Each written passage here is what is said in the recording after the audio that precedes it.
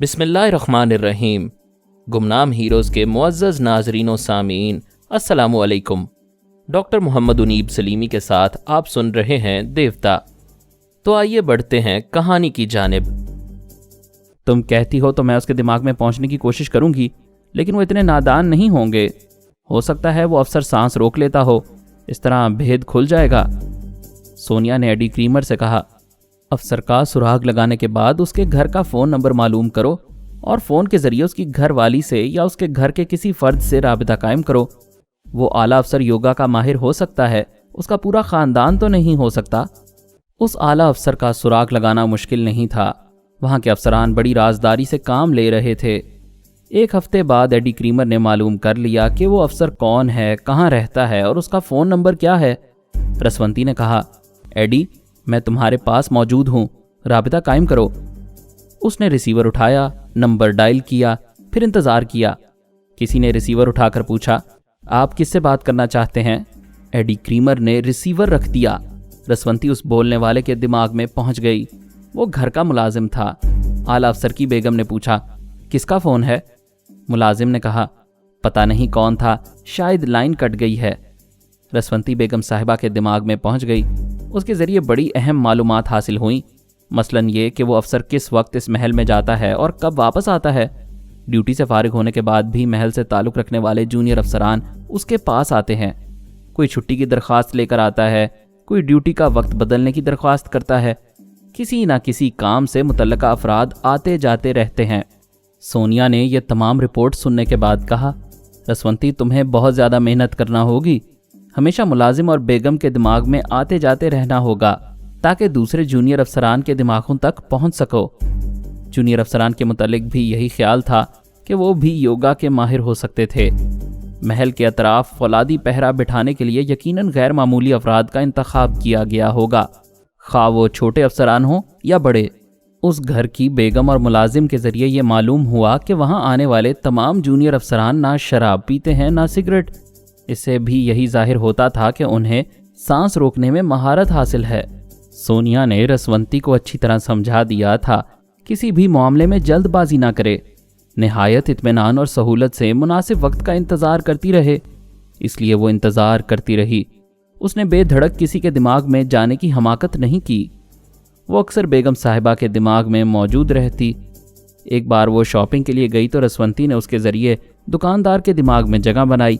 اتفاق سے وہ دکاندار نشے میں تھا، اس موقع سے رسونتی نے فائدہ اٹھایا اور ایک مطلوبہ دوا اس کے ذریعے بیگم صاحبہ کی باسکٹ میں پہنچا دی۔ بیگم صاحبہ نے گھر پہنچ کر اس دوا کو دیکھا تو سمجھ میں نہیں آیا یہ کہاں سے آ گئی، لہٰذا اسے اٹھا کر ایک جگہ رکھ دیا۔ اس دوا کو استعمال کرانے میں رسونتی نے جلد بازی سے کام نہیں لیا، وہ ہر روز نوکر اور بیگم کے ذریعے اس محل کے متعلق معلومات حاصل کرتی رہی اور یہ معلومات سونیا تک پہنچاتی رہی۔ اس دوران ایڈی کریمر نے 2 جونیئر افسران کے گھر کا پتہ اور فون نمبر معلوم کر لیے تھے، فون کے ذریعے ان سے رابطہ بھی قائم کیا تھا۔ رسونتی وہاں بھی ان جونیئر افسران کے گھر والوں تک پہنچ گئی تھی اور اسی طرح وہاں بھی اعصاب کمزور کرنے والی دوائیں پہنچا چکی تھی۔ اتنے مراحل سے گزرتے گزرتے اور 2 ماہ گزر گئے، پھر شیبہ کا چکر چل پڑا تھا۔ اگرچہ یہ کوئی معیوب بات نہیں تھی، لیکن میری اولاد دشمنوں کے ملک میں اور قید خانے میں رہتی تو دشمن مجھے اور زیادہ کمزور بنا سکتے تھے، میری اولاد کو ہمیشہ یرغمال بنا کر رکھ سکتے تھے۔ اعلیٰ بی بی نے مجھ سے کہا تھا مجھے سونیا سے رابطہ قائم کرنا چاہیے، تو میں ذرا ہچکچانے لگا تھا۔ مجھے معلوم تھا ان حالات میں وہ کس طرح غصہ دکھائے گی۔ میں فرحاد علی تیمور ہوں، ایک مرد ہوں، کسی سے نہیں ڈرتا، لیکن بعض حالات میں سونیا سے ڈرتے وقت میری مردانگی کو ٹھیس نہیں پہنچتی بلکہ اچھا لگتا ہے، اس سے اور زیادہ محبت بڑھتی ہے۔ میں نے اس کے دماغ پر دستک دی، پھر کہا، میں فرحاد بول رہا ہوں، خدا کے لیے اب مجھے کوئی طعنہ نہ دینا، میں تمہارے ہر انداز سے واقف ہوں۔ میں کچھ نہیں کہوں گی کیونکہ میں جانتی ہوں اب پیچیدہ مسائل سامنے آئیں گے۔ وہ بچہ جس کی ماں شیبہ ہوگی اور جو دشمنوں کے ہاتھ میں ہوگا۔ اب تم بتاؤ، کیا تمہیں یہاں سے رہائی دلوانے کی کوشش کی جائے یا بچے کے پیدا ہونے کا انتظار کیا جائے تاکہ باپ بیٹے دونوں کو ایک ساتھ آزاد کرایا جا سکے؟ تم شیبہ کو بھول رہی ہو، کیا اسے رہا نہیں کرانا چاہتی؟ میرے یہاں آنے کا کوئی مقصد ہے ورنہ میں پیرس میں رہ کر بھی یہ سارے انتظامات کر سکتی تھی۔ میں سب سے پہلے تمہیں یہاں سے نکالنا چاہتی ہوں۔ شیبا کو یہاں رہنا چاہیے۔ جب تم آزاد ہو جاؤ گے تو وہ ہمیں بلیک میل نہیں کر سکیں گے، ہماری کسی کمزوری سے فائدہ نہیں اٹھا سکیں گے۔ وہ شیبا کو مارنا چاہیں گے، ہم کہیں گے تم اپنی قوم کی بیٹی کو مارنا چاہتے ہو، بے شک مارو، تمہاری پوری قوم نابود ہو جائے گی۔ شیبا کے ساتھ میرا بچہ بھی ہوگا، وہ اسے بھی ہماری کمزوری بنائیں گے۔ میں شاید یہ کہنا بھول گئی کہ تمہارے بعد میں سب سے پہلے بچے کو وہاں سے نکالنے کی کوشش کروں گی۔ بہرحال میرے دماغ میں آتے رہو، میں کوشش کر رہی ہوں کہ کل تک ایک ڈمی فرہاد تمہاری جگہ پہنچے اور تم وہاں سے نکل آؤ۔ ایڈی کریمر اپنے دفتر سے 2 دن کی چھٹی لے چکا تھا، اسے گھر کی 4 دیواری سے باہر نہیں جانا تھا، اس لیے وہ میرا میک اپ کرنے لگا۔ رسونتی نے مجھے اور آرمر کو اس محل کے انچارج اعلیٰ افسر کی بیوی کے دماغ تک پہنچایا، پھر 2 جونیئر افسران کے گھر تک پہنچایا۔ اس طرح ہم 3 ٹیلیپیتھی جاننے والے، 1 سینئر افسر اور باقی 2 جونیئر افسروں کے گھر میں پہنچ گئے۔ ہم تینوں نے اس رات ان تینوں کی بیگمات کے ذریعے ان کے کھانے پینے کی چیزوں میں وہ دوائیں حل کروائیں، انہیں نادانستگی میں حل کرایا۔ میں سینئر افسر کی وائف کے پاس تھا، اس کے ذریعے دوا کا رد عمل دیکھ رہا تھا۔ تھوڑی دیر بعد پتہ چلا کہ وہ کمزوری محسوس کر رہا ہے۔ اس کی وائف نے پوچھا، کیا بات ہے؟ پتہ نہیں، تم نے آج کیسا کھانا بنایا ہے؟ طبیعت کچھ عجیب سی ہو رہی ہے۔ یہ کہتے ہی اس نے چونک کر اپنی بیوی کو دیکھا، پھر کہا، میں تمہیں پہلے ہی سمجھا چکا ہوں، میرے گھر میں کوئی ایسی بات نہ ہو جس پر مجھے شبہ ہو جائے۔ آپ جب سے اس محل میں ڈیوٹی کر رہے ہیں شکی مزاج ہوتے جا رہے ہیں۔ کیا آپ سمجھتے ہیں میں کھانے پینے کی چیز میں کچھ ملا کر دوں گی؟ دے سکتی ہو، دانستہ نہ صحیح نادانستگی میں دے سکتی ہو۔ ٹیلیپیتھی جاننے والے تمہیں ٹریپ کر کے تمہارے ذریعے مجھے نقصان پہنچانا چاہیں اور تمہیں پتہ بھی نہیں چلے گا۔ میں کہتی ہوں بہت ہو چکی ڈیوٹی، اب ریٹائر ہو جاؤ۔ وہ ریٹائر نہ کریں تو استعفیٰ دے دو۔ ہماری شادی کو 30 برس گزر چکے ہیں، آپ نے پہلے کبھی مجھ پر کسی بات کے لیے شبہ نہیں کیا۔ جب سے یہ ڈیوٹی شروع ہوئی ہے ذرا سی بات پر شبہ کرتے ہیں، مجھے بالکل اچھا نہیں لگتا۔ میں یوں محسوس کر رہی ہوں جیسے میرا محبت کرنے والا شوہر مجھے اجنبی یا دشمن سمجھنے لگا ہے۔ اب میں محبت اور اعتماد کے قابل نہیں رہی۔ وہ ڈائننگ ٹیبل سے اٹھتے ہوئے بولا، تم خواہ جذباتی ہو رہی ہو، میں بیڈ روم میں جا رہا ہوں، میرے لیے کافی لے آؤ۔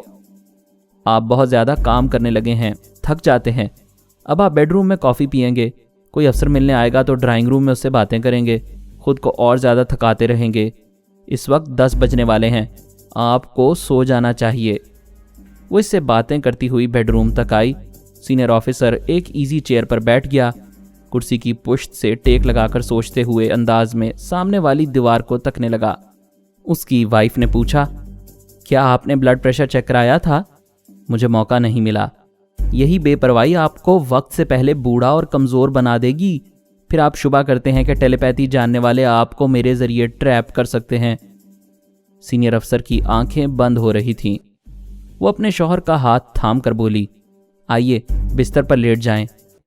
اس کا ہاتھ تھام کر بستر تک آئی، وہ آرام سے لیٹ گیا، اس نے آنکھیں بند کر لی۔ بیوی اس کے سر کو سہلانے لگی۔ ذرا دیر بعد ہی اس کے خراٹے سنائی دینے لگے۔ میں اس کی وائف کے ذریعے خراٹوں کو سنتا رہا۔ تھوڑی دیر بعد جب اچھی طرح یقین ہو گیا کہ وہ سو چکا ہے تو میں نے اللہ کا نام لیا، پھر چپکے سے دماغ میں پہنچ گیا۔ وہ نیند کی حالت میں پرسکون تھا، اعصابی کمزوری محسوس نہیں ہو رہی تھی۔ اس کا خوابیدہ دماغ بتا رہا تھا وہ اس محل کا انچارج ہے۔ ڈیوٹی کے وقت محل کے سامنے ایک گیسٹ ہاؤس میں رہتا تھا، وہاں رہنے کے دوران محل کی نگرانی کرتا تھا۔ اس کے ماتحت تقریباً 200 مسلح افراد تھے، جن میں 20 جونیئر افسران تھے۔ خود اس کی طرح ایک سینئر انچارج افسر تھا۔ جب میرا معمول افسر ڈیوٹی ختم کرتا تھا تو اس دوسرے افسر کی ڈیوٹی شروع ہو جاتی تھی۔ اسی طرح جونیئر افسران کی ڈیوٹی بدلتی رہتی تھی۔ پہلے میں ان تمام لوگوں کی ڈیوٹی کی نوعیت، ڈیوٹی کے اوقات اور دیگر تفصیلات معلوم کر رہا تھا تاکہ بعد میں ہم سے کوئی بھول چوک نہ ہو۔ 20 جونیئر افسران میں سے صرف 4 ایسے تھے جو محل کے اندر جا سکتے تھے۔ ان 4 میں سے 2 ہماری ٹیلیپیتھی کی زد میں آ چکے تھے، جن کے دماغوں میں رسونتی اور آرمر اس وقت پہنچے ہوئے ہوں گے۔ وہ جس وقت بھی چاہتے تھے سرپرائز وزٹ کے لیے محل میں داخل ہوتے تھے تاکہ اچانک معائنہ کر کے کسی سے ہونے والی غلطی پکڑی جا سکے۔ محل کی 4 دیواری بہت اونچی تھی، اگر دیوار پھاند کر کوئی اندر داخل ہوتا تو تو بجلی کے تاروں سے چپک کر رہ جاتا۔ محل کے چاروں طرف دیوار سے تقریباً 2 گز کے فاصلے پر بجلی کے تار خفیہ طور سے لگائے گئے تھے۔ ان کا مین سوئچ اسی گیسٹ ہاؤس میں تھا جہاں 2 سینئر افسران باری باری ڈیوٹی پر آتے تھے۔ محل کے اندر آنے اور باہر جانے والے صرف 22 افراد تھے، باقی سب کے سب محل کے اندر قیام کرتے تھے۔ ان کی رہائش کا معقول انتظام تھا۔ وہ دن رات وہاں رہتے تھے اور اپنے وقت پر ڈیوٹی دیتے تھے اور آرام کرنے کے وقت آرام کرتے تھے، لیکن انہیں محل کے احاطے سے باہر جانے کی اجازت نہیں تھی۔ 2 سینئر اور باقی جونیئر افسران محل کے احاطے میں داخل ہونے سے پہلے آفیسر آن ڈیوٹی کو فون کے ذریعے اطلاع دیتے تھے کہ وہ ٹھیک کتنے بجے، کتنے منٹ اور کتنے سیکنڈ پر احاطے کے مین گیٹ کے سامنے پہنچ رہے ہیں، لہٰذا خفیہ بجلی کے تاروں کا سوئچ آف کر دیا جائے اور انہیں اندر آنے کی اجازت دی جائے۔ اسی طرح احاطے سے باہر جانے والے افسروں کو صرف 1 منٹ کی مہلت دی جاتی تھی۔ اس 1 منٹ میں تاروں کا سوئچ آف کیا جاتا تھا اور وہ باہر نکل جاتے تھے۔ 1 منٹ کے بعد محل کے چاروں طرف پھر بجلی آن ہو جاتی تھی۔ وہ 22 افسران جو محل کے اندر آتے اور باہر جاتے تھے وہ بھی پوری طرح آزاد نہیں تھے۔ انہیں بند گاڑی میں احاطے کے اندر پہنچایا جاتا تھا۔ ان تمام کی رہائش گاہیں فوجی بیرکس تھے۔ انہیں اسی بند گاڑی میں بیرک تک واپس لایا جاتا تھا اور ان کی گاڑی کے آگے پیچھے کئی مسلح افراد 4 گاڑیوں میں موجود رہتے تھے۔ میں نے دوسرے سینئر افسر کا نام، پتہ اور فون نمبر معلوم کیا، پھر سونیا کو بتایا۔ اس نے وہ فون نمبر نوٹ کر لیا۔ میں نے کہا، محل کے اطراف اتنا سخت پہرا ہے کہ ایک کیڑا بھی رینگتا ہوا جائے گا تو بجلی کے تاروں سے چپک جائے گا، پھر کوئی بہروپیہ یا اجنبی بھی اتنی جرت نہیں کر سکتا۔ اگر تم کسی کو میرے یا افسر کے میک اپ میں یہاں بھیجنا چاہو گی اور خدا نہ خواستہ اس سے کوئی بھول چوک ہو گئی تو یہ لوگ مجھے پہلی فرصت میں گولی مار دیں گے۔ سونیا نے کہا، تم نے ابھی صرف محل کے باہر کے حالات بتائے ہیں، پتہ نہیں اندر اور کتنی سختی ہوگی۔ میں اپنا ارادہ بدل رہی ہوں۔ ایڈی کریمر کو تمہارے روپ میں ابھی روانہ نہیں کیا جائے گا۔ ہم پہلے محل کے اندر اور باہر ایک ایک فرد کی اچھی طرح سٹڈی کریں گے، پھر کوئی ٹھوس منصوبہ بنائیں گے۔ میں پھر سینئر افسر کے دماغ میں آ گیا۔ محل کے اندرونی حالات معلوم کرنے لگا۔ پتہ چلا محل کے چاروں طرف جتنے بیرونی دروازے، کھڑکیاں اور روشن دان ہیں ان کے ساتھ پختہ دیواریں چن دی گئی ہیں تاکہ اندر رہنے والوں کو باہر کے منظر دکھائی نہ دیں۔ وہ سینئر افسر محل کے بیرونی دروازے سے اندر داخل ہوتا ہے تو پختہ دیوار دکھائی دیتی ہے۔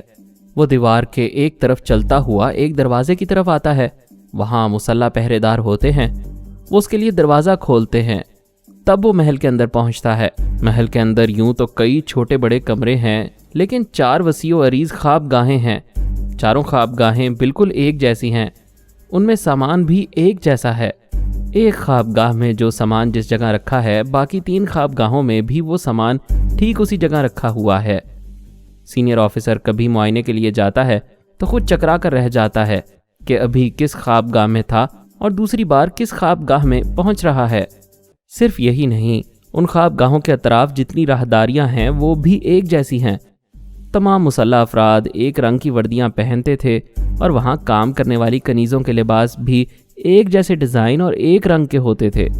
سینئر افسر جب تک ان کے چہروں کو غور سے نہیں دیکھتا تھا تب تک پتہ نہیں چلتا تھا کہ وہ اسی راہداری سے گزر رہا ہے یا وہ کوئی مختلف راہداری ہے۔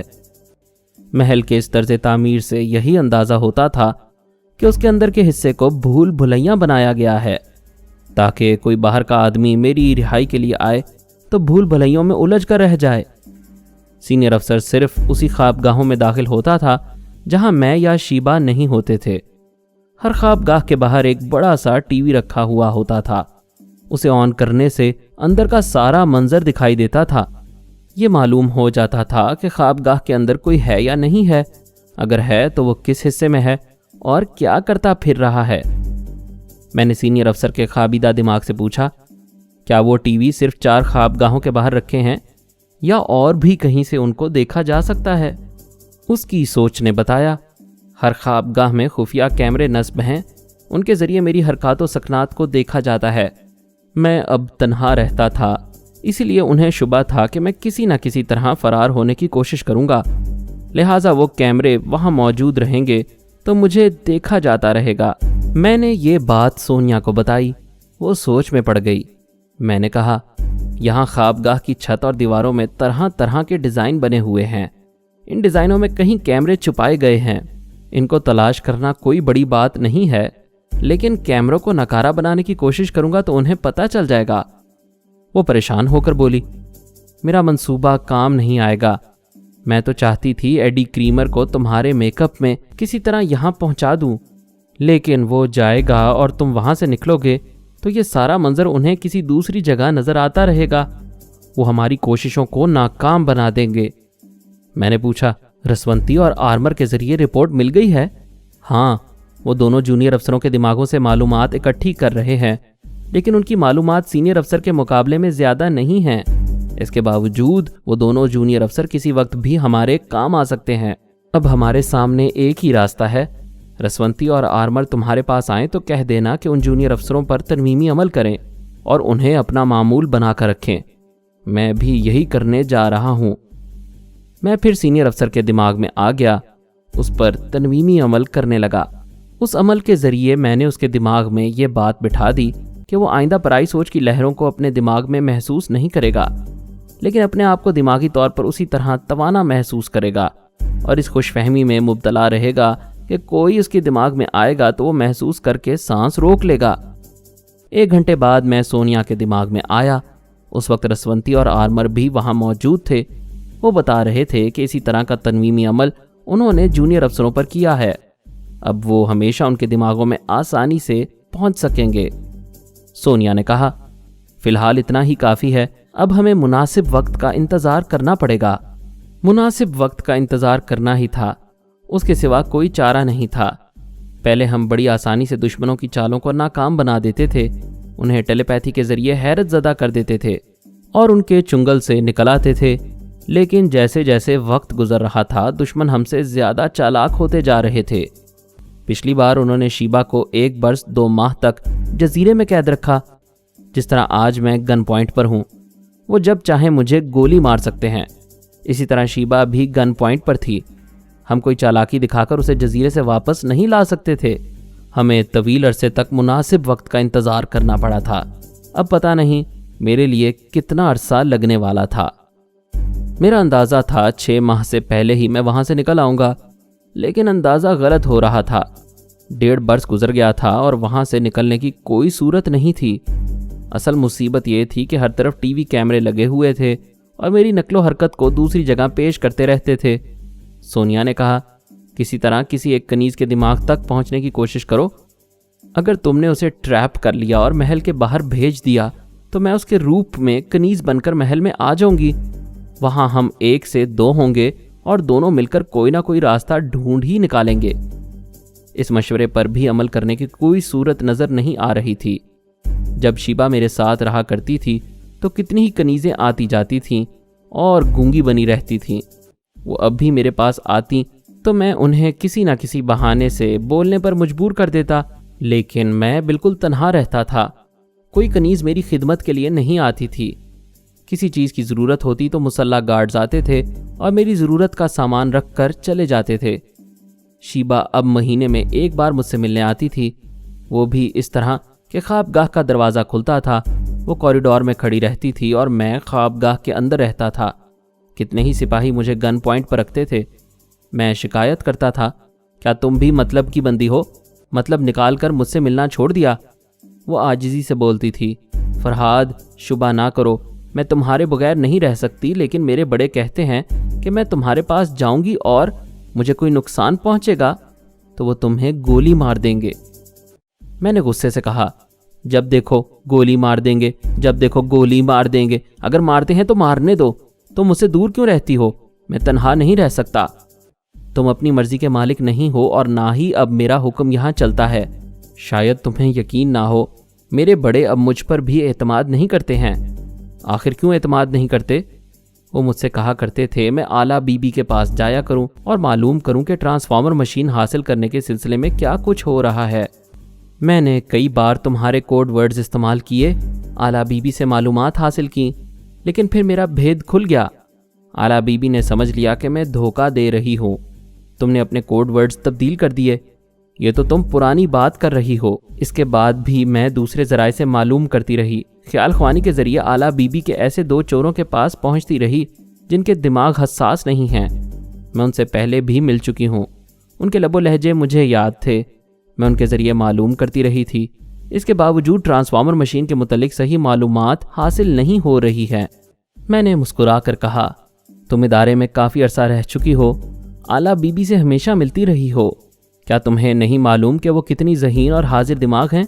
جب اسے معلوم ہوا کہ تم پر تنویمی عمل کیا گیا ہے اور تم اپنے بڑوں کے ہاتھوں میں کھیل رہی ہو تو اس نے اپنے 40 چوروں کو وہاں سے واپس بھیج دیا۔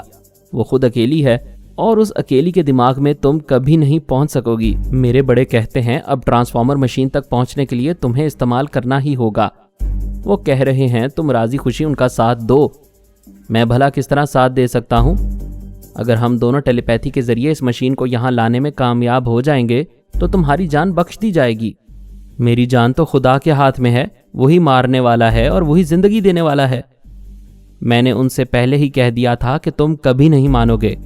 میں تمہارا یہ جواب انہیں سنا دوں گی۔ وہ تھوڑی دیر باتیں کرنے کے بعد رخصت ہو گئی۔ خوابگاہ کا دروازہ بند کر دیا گیا۔ میں پھر وہاں کی 4 دیواری میں قید کر دیا گیا۔ اب مجھے وہاں وحشت سی ہو رہی تھی۔ میں بھول گیا تھا کہ کھلی فضا میں ہوا کیسی چلتی ہے، پھول کیسے کھلتے ہیں، 4 دیواری کے باہر انسانوں کی دنیا کیسی ہوتی ہے۔ جیسے وہ سب پرانی باتیں ہو گئی تھیں، یوں لگ رہا تھا جیسے میں یہیں پیدا ہوا ہوں اور یہیں مر جاؤں گا۔ 1 ہفتے کے بعد پھر خوابگاہ کا دروازہ کھلا۔ اس بار کئی مسلح افراد تھے، سب کی رائفلیں اور سٹین گنیں میری طرف اٹھی ہوئی تھیں۔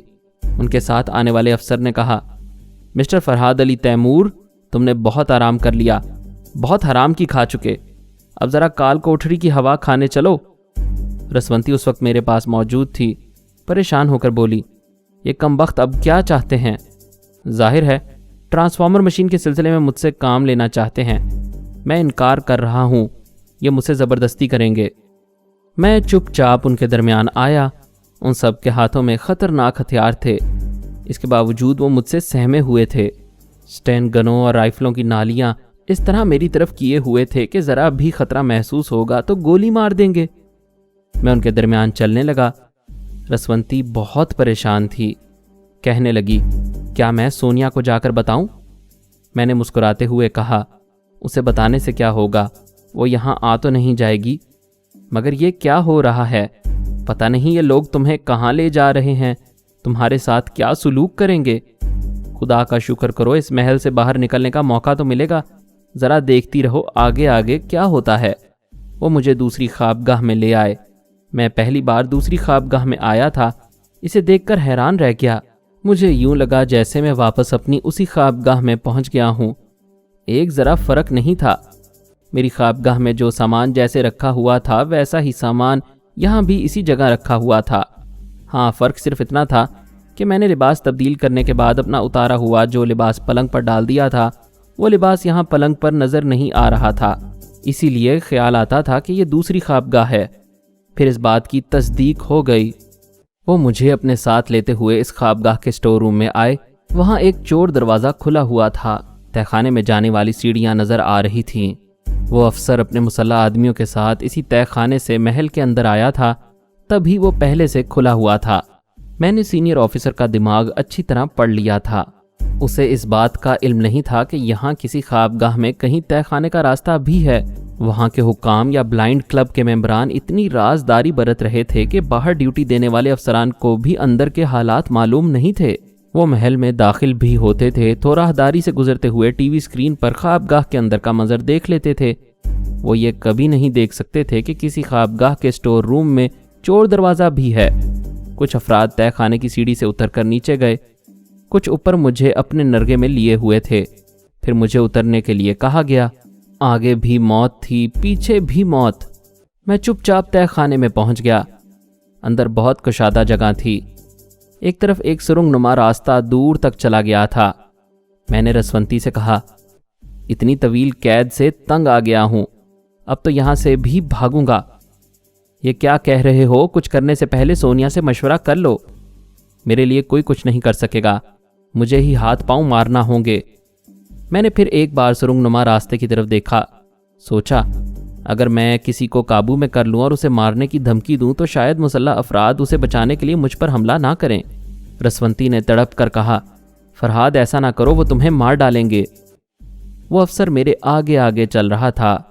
اسے اطمینان تھا کہ میں کوئی ہوشیاری نہیں دکھاؤں گا کیونکہ چاروں طرف ہتھیار ہی ہتھیار تھے، لیکن میں تو فیصلہ کر چکا تھا۔ میں نے یک بارگی اس کے ہولسٹر پر ہاتھ ڈالا، ریوالور نکالا، پھر دوسرے ہاتھ سے اس کی گردن دبوچ کر کنپٹی پر ریوالور کی نال رکھتے ہوئے کہا، خبردار کوئی گولی نہ چلائے، اگر اپنے افسر کی زندگی چاہتے ہو تو ہتھیار پھینک دو۔ وہ افسر بری طرح سہم گیا تھا، گھبرایا ہوا سا اپنے آدمیوں کی طرف دیکھ رہا تھا۔ اس کے کسی آدمی نے ہتھیار نہیں پھینکا تھا۔ میں نے گرج کر کہا، ہتھیار پھینک دو، میں زیادہ نہیں کہوں گا، صرف 3 تک گنوں گا، 3 کہتے ہوئے گولی مار دوں گا۔ میرے چاروں طرف خاموشی چھائی رہی، سب ہتھیار مجھے نشانے پر رکھے ہوئے تھے۔ میں نے کہا 1، ان میں سے ایک نے کہا 2، میں نے چونک کر اسے دیکھا تو دوسرے نے کہا 3، اب اسے مار دو۔ میں ہچکچانے لگا، اگر اسے مار ڈالتا تو وہاں سے فرار ہونے کے لیے کس کو یرغمال بناتا؟ پھر بھی میں نے ڈھٹائی سے کہا، کیا تم سمجھتے ہو میں ایسے گولی نہیں ماروں گا؟ تم لوگوں کی گنتی سے کچھ نہیں ہوگا، میں گن رہا ہوں، 1 کہہ چکا ہوں، اب 2 کہتا ہوں۔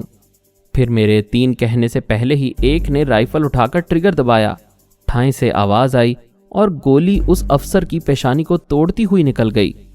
اس کا جسم یک بارگی ڈھیلا پڑ گیا۔ میں نے بھی اپنی گرفت ڈھیلی کی تو وہ میرے بازو سے نکل کر فرش پر گر پڑا۔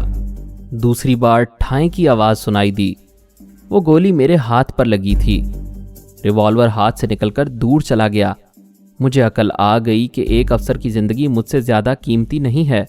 وہ مجھے قید میں رکھنے اور فرار ہونے سے باز رکھنے کے لیے ایسے درجنوں افسروں کو گولی مار سکتے تھے، لیکن عقل دیر میں آئی۔ تیسری گولی چلی اور میری ٹانگ میں لگی۔ میں لڑکھڑا کر نیچے گرا۔ چوتھی گولی میرے شانے سے ہوتی ہوئی گزر گئی۔ میں فرش پر تڑپنے لگا۔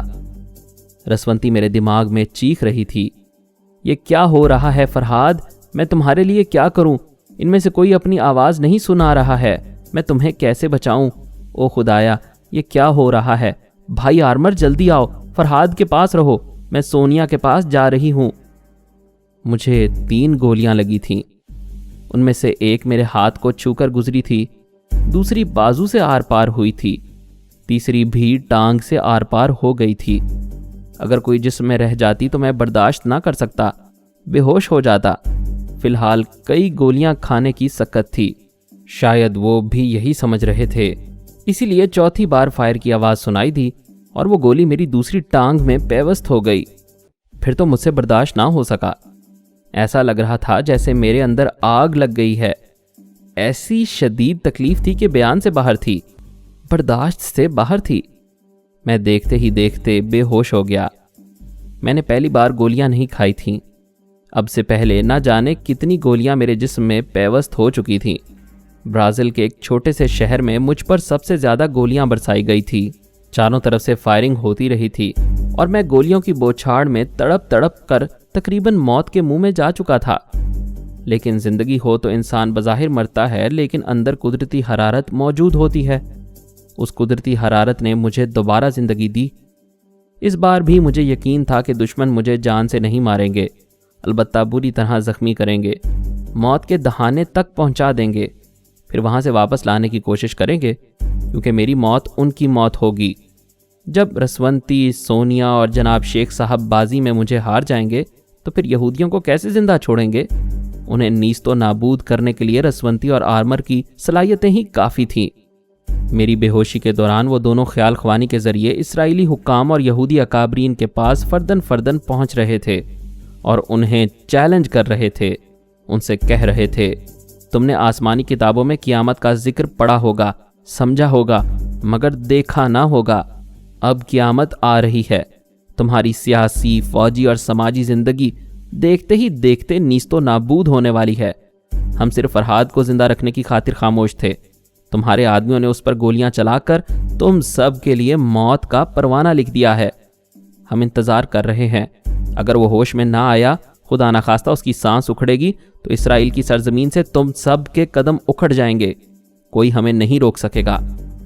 یہودی اکابرین سمجھ رہے تھے ان کی شامت آ گئی ہے، اگرچہ انہوں نے بڑے ہی بلند و بانگ دعوے کیے تھے کہ وہ فرہاد کو کبھی نہیں چھوڑیں گے، اگر کوئی اسے رہائی دلوانے کی کوشش کرے گا تو اسے زندہ یہاں سے نہیں لے جا سکے گا۔ پہلی ہی فرصت میں فرحاد علی تیمور کو گولی مار دی جائے گی، خواہ اس کے لیے ہمیں پوری قوم کی تباہی کا خطرہ ہی کیوں نہ مول لینا پڑے۔ ان کے دعوے کے مطابق خطرہ پیش آ رہا تھا۔ وہ مجھے زندہ رکھ کر یرغمال بنائے رہنے کی ہر ممکن کوششوں میں مصروف ہو گئے تھے۔ مختصر یہ کہ انہیں اپنی اپنی جان بچانے کے لیے میری جان بچانا ضروری تھا، اور مجھے بچانے کے لیے وہ کوئی فراڈ نہیں کر سکتے تھے۔ انہوں نے پوری سچائی سے میرا علاج کروایا۔ ایک ماہر سرجن نے میرے جسم سے گولیاں نکالی، مجھے ضرورت کے مطابق خون دیا گیا، پھر میں ہوش میں آ گیا۔ گویا مجھے پھر ایک بار نئی زندگی ملی تھی۔ آنکھ کھلنے کے بعد میں نے اسی تہہ خانے کو دیکھا۔ میں آہنی سلاخوں کے پیچھے ایک معمولی سے بستر پر پڑا ہوا تھا۔ مجھے اپنے آس پاس کئی ڈاکٹر نظر آئے۔ ان میں سے 2 ایک سینئر اور تجربے کار ڈاکٹر تھے، باقی ان کے اسسٹنٹ تھے۔ 4 نرسیں بھی تھیں۔ اگرچہ انہوں نے مجھے قید خانے میں ہی رکھا ہوا تھا، لیکن پوری توجہ سے زندگی کی طرف واپس لا رہے تھے۔ مزید اقساط سننے کے لیے ہمارے چینل کا سبسکرائبر بنیں اور ساتھ ہی بیل آئیکن کو کلک کریں تاکہ آپ کو ہر آنے والی نئی ویڈیو کی نوٹیفیکیشن ملتی رہے۔ ہماری ویڈیوز کو لائک اور شیئر کریں اور ہمیں اپنی دعاؤں میں یاد رکھیے گا۔ ISI اور پاک آرمی زندہ باد، پاکستان پائندہ باد۔ ہم پھر ملیں گے انشاءاللہ ایک نئی قسط کے ساتھ۔ تب تک کے لیے اللہ حافظ۔